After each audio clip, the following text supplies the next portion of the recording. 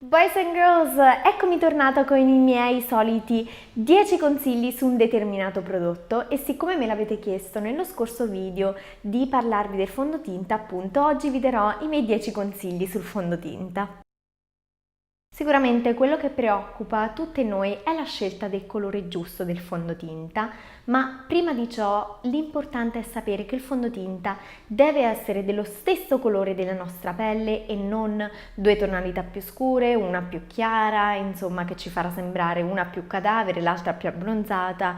No, assolutamente no. Se siete nel negozio e non sapete quale fondotinta scegliere, per provarlo basta applicarne una piccola quantità qui, proprio in questa zona qui, praticamente sul nostro petto, e mi raccomando ricordatevi poi di rimuoverlo in quanto potreste macchiare i vestiti. Inoltre, se siete indecisi tra un fondotinta leggermente più chiaro e un altro che vi sembra leggermente più scuro, optate sempre per quello leggermente più chiaro perché poi possiamo comunque vivacizzare il nostro viso con una bella terra, andarla a scaldare oppure con un blush. Quali sono gli strumenti adatti per applicare il fondotinta correttamente?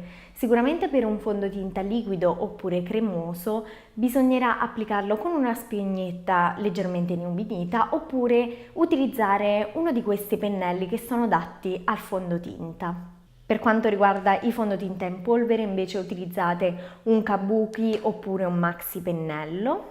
Infine, se non volete utilizzare nessuno di questi strumenti che vi ho appena elencato, anche le nostre dita delle mani vanno benissimo, purché ovviamente applicate il vostro fondotinta con delicatezza, con gentilezza e non ve lo spiattellate in faccia, insomma, ma andate bene a picchiettarlo e farlo penetrare nella pelle. Bene, ora che conosciamo gli strumenti con cui applicare correttamente il fondotinta, bisogna vedere, una volta scelto uno di questi strumenti, come applicarlo al meglio. Qualsiasi sarà il vostro strumento, fate dei movimenti circolari cercando di uniformare al meglio il viso, senza mai dimenticarvi, mi raccomando, il collo e le orecchie che vanno spesso tralasciate, senza dover creare quegli orrendi stacchi di colore che sono inguardabili. Se invece utilizzate una spugnetta, fate bene pressione del prodotto, quindi del fondotinta, per farlo entrare e penetrare bene nella pelle. Purtroppo il fondotinta che può andare bene ad una persona può non andare invece per un'altra, in quanto ognuno di noi è diverso, ha diversi problemi di pelle, insomma, che vuole camuffare. Perciò adesso in breve vi spiegherò quali sono i fondotinta più adatti per la nostra pelle. Se avete una pelle grassa, mi raccomando, non andate a scegliere dei fondotinta illuminanti ed oleosi, ma al contrario andate a prendere quelli che assorbono al meglio il sebo in eccesso.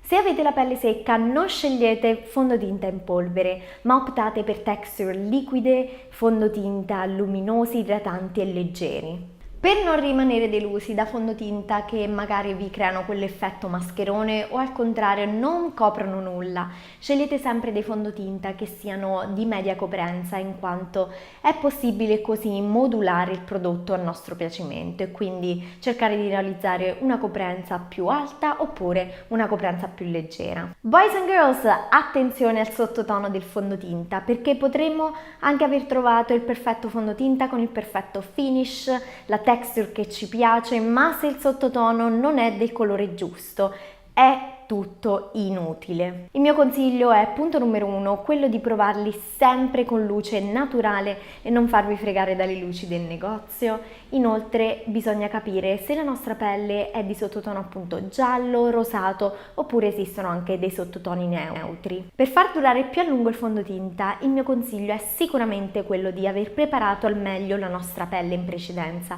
prima di applicare il fondotinta e quindi idratarla al meglio per fare in modo che questa nostra crema che abbiamo applicato faccia da primer prima del fondotinta. In commercio esistono anche dei veri e propri primer viso che si applicano appunto prima del fondotinta. Esistono primer lieviganti per i pori dilatati, opacizzanti, illuminanti, insomma di tutti i tipi veramente. Sappiate che il vostro fondotinta si può tranquillamente utilizzare anche come correttore o come primer occhi, e cioè prima di andare a stendere il nostro ombretto per farlo durare più a lungo, e è una tecnica che utilizzo spessissimo anche nei miei video. Sappiate che il fondotinta liquido oppure quello in stick è perfetto per il contouring oppure anche per andare a illuminare. Basta scegliere per il contouring 2 tonalità più scure del colore della nostra pelle, mentre invece per illuminare il nostro viso 2 tonalità più chiare ovviamente. Se volete un fondotinta idratante e fresco, il mio consiglio è quello di applicare come sempre il fondotinta sul dorso della mano e poi aggiungere una puntina della vostra crema idratante, creando così una perfetta BB cream. Oppure se volete un fondotinta illuminante, basta applicare il vostro fondotinta liquido qui sul dorso della mano ed aggiungere qualche goccia di illuminante, anch'esso liquido, e vedrete come il vostro fondotinta diventi super luminoso. Bene boys and girls, come sempre spero che il video vi sia stato utile e fatemi sapere qui sotto nei commenti su quale prodotto volete i consigli il prossimo mese. Noi ci vediamo alla prossima!